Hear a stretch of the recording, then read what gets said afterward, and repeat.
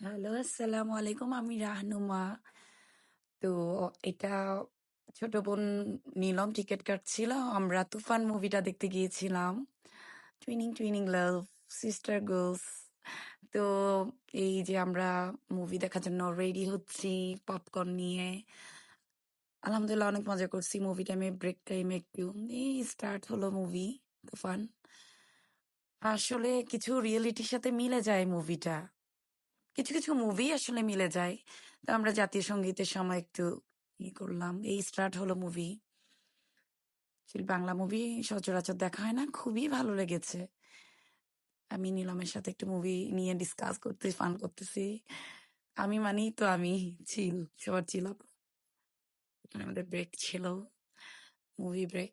তারপর আবার স্টার্ট। কোন শহরের মাইয়া গো লাগে উড়াধুরা কুকু। একটু পিকচার তুললাম দোনোজন মিলে। তারপরে এই যে আমি একটু ঢং ঢং করলাম। লাইফে ঢং ছাড়া তো কিছু চলে না।